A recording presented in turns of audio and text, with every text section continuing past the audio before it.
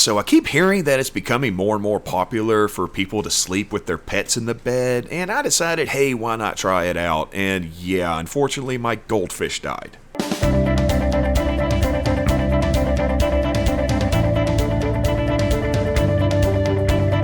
Hey folks, welcome to This Week in History, and right up front we want to go ahead and thank our patrons, Steve Stevens, Clayton Jaimez, and the Hayes family. We appreciate your support, and we appreciate the support of all of you through liking, commenting, subscribing, all that good stuff. But if you want to do a little bit more, you can check out our Patreon, the link's down in the description below. Anywho, let's do this thing. On October 24th in 1590, John White, the governor of the second Roanoke colony, returned to England after an unsuccessful search for the lost colonists. We made a video all about the lost colony of Roanoke that you can check out by clicking the I up there. In 1648, the Peace of Westphalia was signed, marking the end of both the 30 Years' War and the 80 Years' War, which were responsible for over 8 million deaths. On August 25th in 1147, after a 4-month siege, Crusaders and Portuguese forces conquered Lisbon. This was part of both the Reconquista and the Second Crusade, because remember, not all crusades were to the Holy Land, and some of them included children.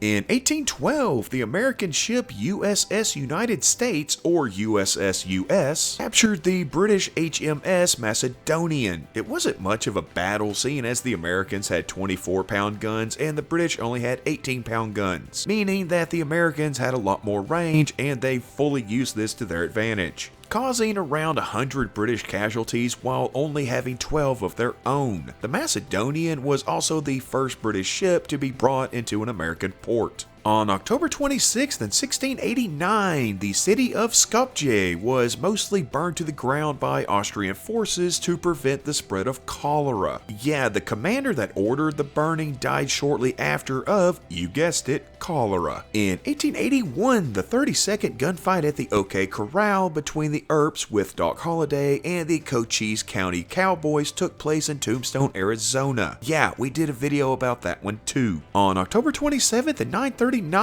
Ethelstan, considered the first king of the English and possibly England's greatest king, died, and his half-brother Edmund I took over the throne. On October 8th in 306, Maxentius was proclaimed Roman emperor. Now granted, he only ruled over Italy and northern Africa, but he didn't rule for too long because in 312, Maxentius was defeated and killed by the forces of Constantine at the Battle of the Milvian Bridge. It was also before this battle that Constantine supposedly experienced his vision of the cross, leading him to adopt Christianity. On October 29th in 1665, Portuguese forces defeated the Kingdom of Congo and decapitated King Antonio I.